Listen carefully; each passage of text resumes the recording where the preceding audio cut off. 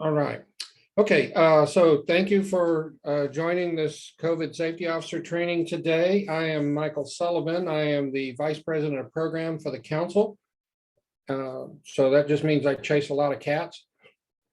But I'm also the chair of the COVID Approval Committee and worked up this training session a while back. I want to thank you for volunteering your time to get trained to be a COVID safety officer. It's pivotal. It's central to our safety plans right now. And other councils have found out using these CSOs have been beneficial. A little bit of history about how we got here. We'll put some of this into context. If you don't know, there's an executive committee that made up of volunteers and professionals that guide the whole council for all the operations they have. And there's vice presidents for membership and finance and program and such. So back when COVID started, the president formed a risk strike team about how the council should react to COVID. And what they came up with is they asked me to form a committee to own a COVID guide, or a guide to reopening camps. And we're going to review parts of that here.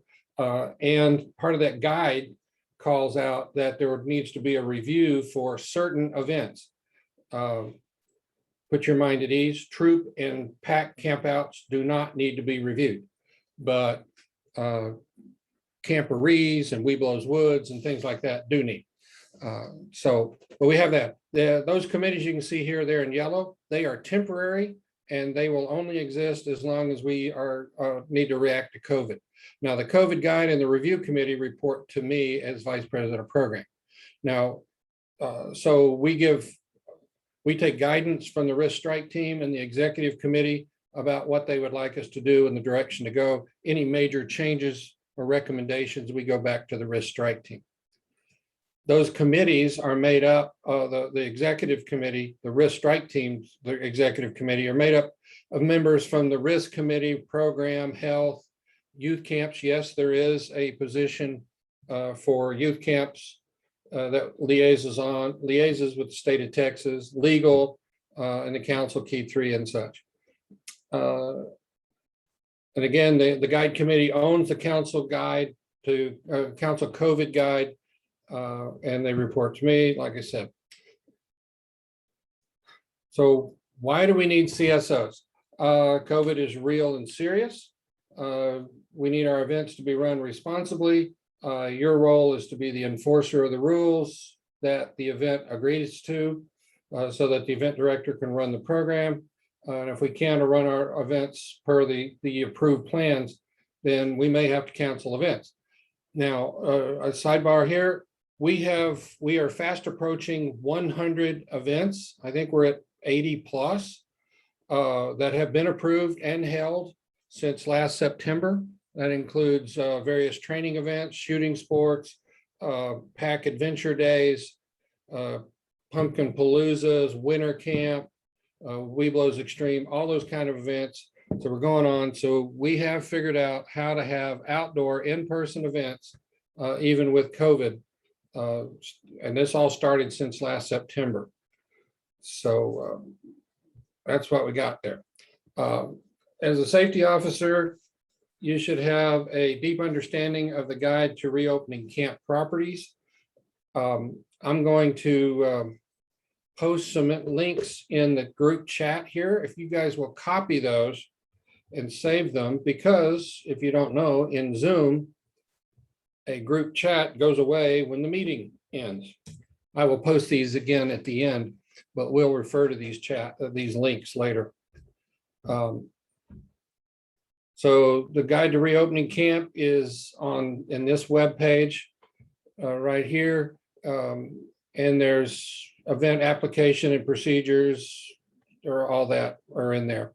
You're the COVID eyes and ears of the council. You ensure the event is COVID safe and that the event and participants are following the events and the council's guides and plans. So kind of quick overview there of what you do and what your role is. If you guys have any questions, feel free to ask them as we go. We have I mentioned that if you're having a pack or a troop event, you don't need to come to the council. Well, quickly, who does need to come to the council? So I mentioned council or district events on or off council property. If you're going to have a camporee at a state park, that's a council event. You need to come through there. The guide walks through what you need to do. There's an application process that's laid out in the guide. You'll come present to the review committee, and it's pretty straightforward. We've had camporees go through. There's plenty of examples of what the plans you need to address. And we'll go later on, we'll talk about what kind of things that your plans need to cover. But it needs to be, we need to have it 30 days in advance so we can review it. You know, it talks about where you're going to have your check-in, who's going to perform medical checks, how's food going to be prepared and served, things like that. The review and approval committee, they meet the first Sunday of every month to review these applications. And we ask for feedback to the COVID committee about how the COVID rules or the COVID guides worked out for your event, so we can learn from you to give advice to future events. And there's a set of forms, specifically the risk acknowledgement form. Those need to be collected and turned over to the council.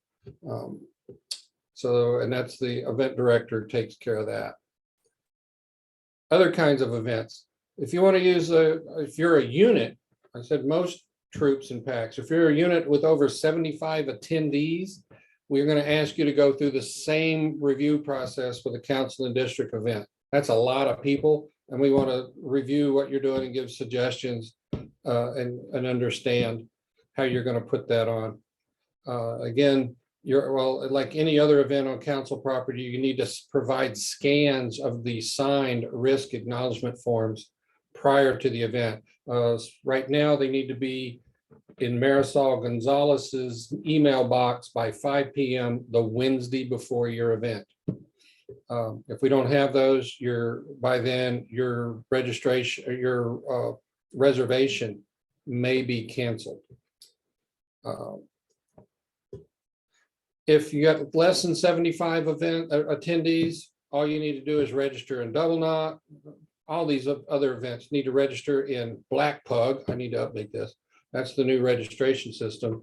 The instructions will guide you to a usage agreement Google form. That's a sample is over here. I'll walk you through it.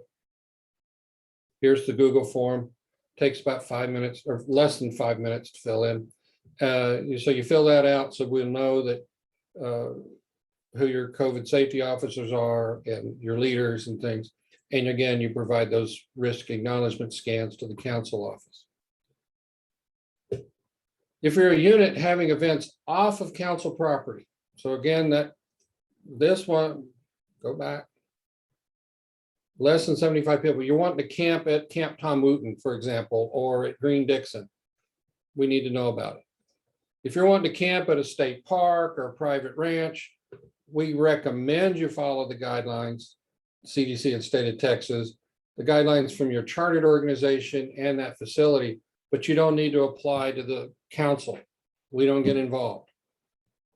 Certainly you can reach out to us if you have any questions and we'll advise you, but you don't have to apply. Anything like unit meetings, a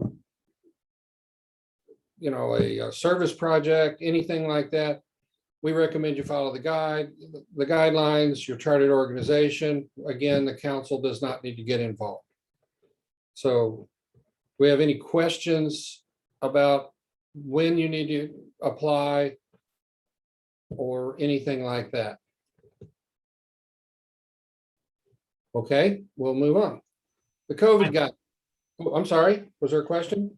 Yeah, and just to clarify, so the three of us that are on here, Clint, Carl, and Matt, we're all from the same pack. We have an event we've already reserved in Black Pug, Tom Wooten for September. With our scouts and our parents and our siblings, we anticipate being over 75 participants if you count parents and siblings.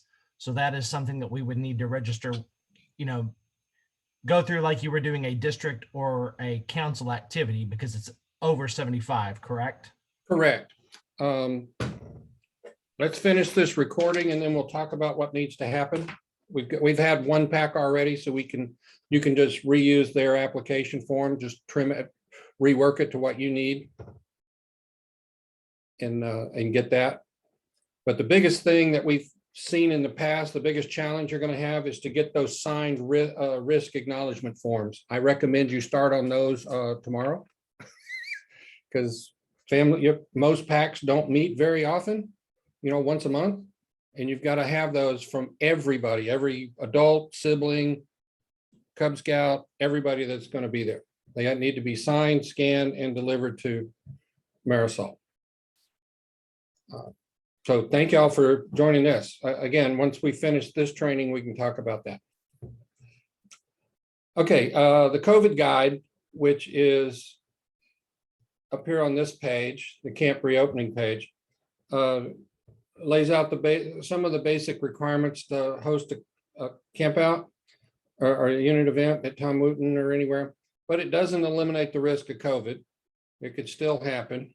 It's just some things to help mitigate some of that risk.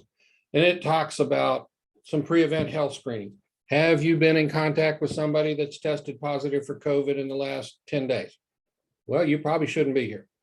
Are you running a fever? You probably don't come. Things like that.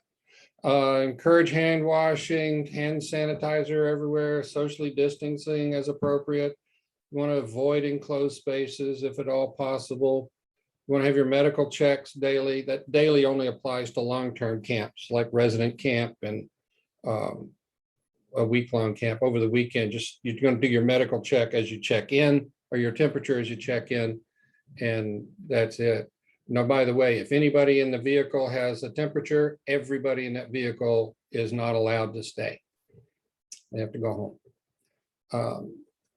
You should minimize leaving and returning. You think of it, you want to form a bubble of who's there. People are welcome to come in. You can even have visitors that come in as long as they check in and go through the med checks, but they shouldn't be coming in and going in and back and forth. They should come in and stay. You want to minimize that travel. Enhanced sanitation plans, wiping down tables and picnic tables you use, how often you clean the bathrooms being sanitized, things like that. And you want to have individually served meals or family units cooking, things like that. Walking down a table full of food and everybody just grabbing a spoon and ladling in mac and cheese on your plate and then going on to the next. No, that is a bad idea with COVID. You don't want to be sharing serving utensils and things like that. So think about how you want to minimize contact and from person to person. So what they've done, some camps have done, you have a server, you hold out your plate and they serve your plate and the next person. So there's only one person touching the serving spoon, things like that. Face coverings. A lot of people have a lot of questions on that. State of Texas, CDC keep changing and evolving. But right now, face coverings, from our point of view, it's pretty much personal responsibility. So the recommendations are, if you're vaccinated, you don't need to wear a face covering.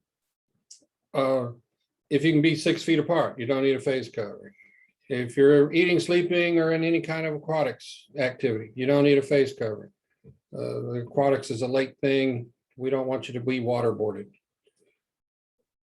Okay, the face coverings are recommended, even if you're vaccinated, but where you can't be physically distanced, or when you're interacting with unvaccinated people. A person who hasn't been fully vaccinated should be wearing a face mask. Remember, if you're a pack, most all your youth are not even eligible for vaccination yet.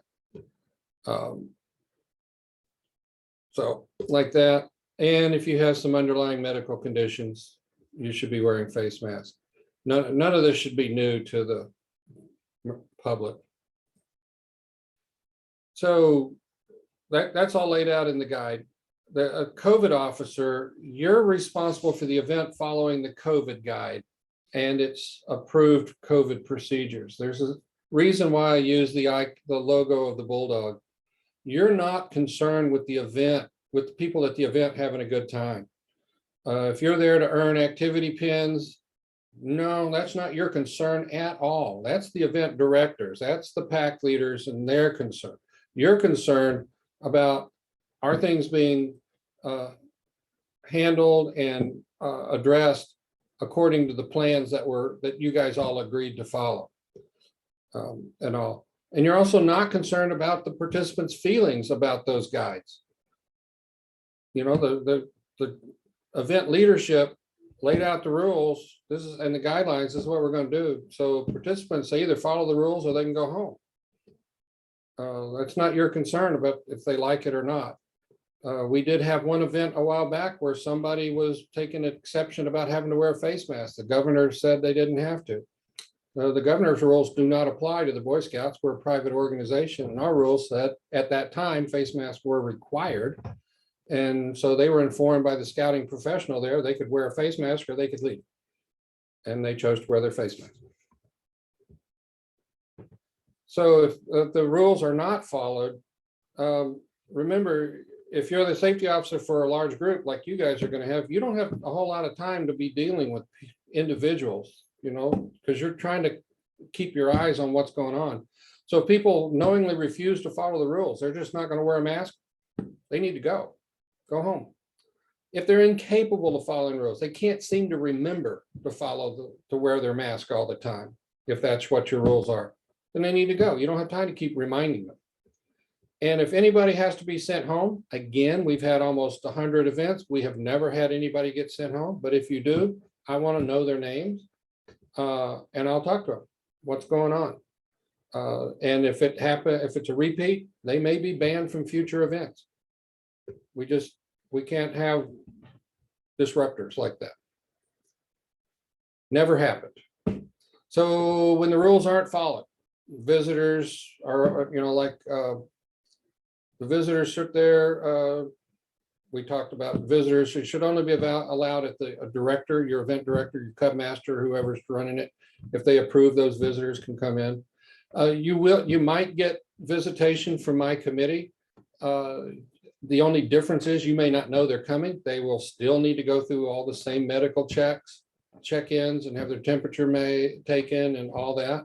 Have to turn in a risk acknowledgement form just like everybody else. I visited a camporee and they stopped me at the entry and I had to go through the same thing like everybody else. Events can be shut down, and this is true of any event, COVID or not, if too many people are violating the rules. If they're getting sick, they can be shut down.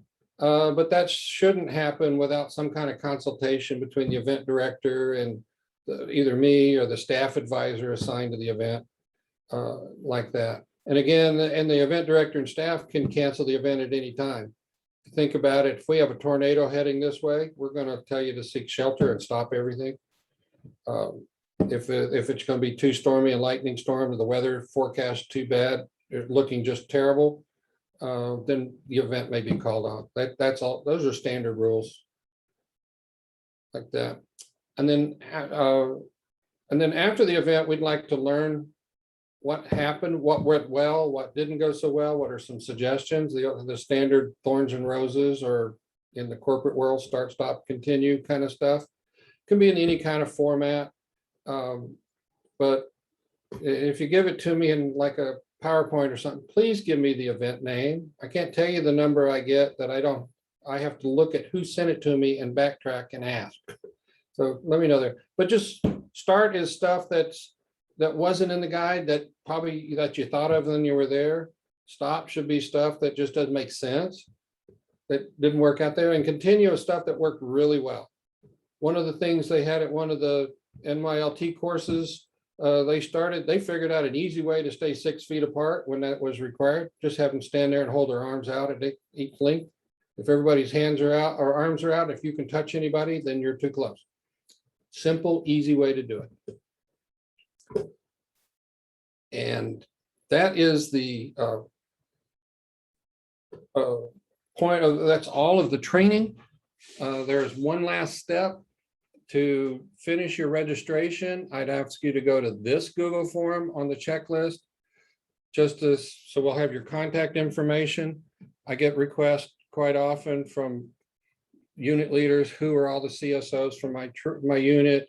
The district people may ask, who are all the CSOs registered in the district, things like that, and that's how we tell.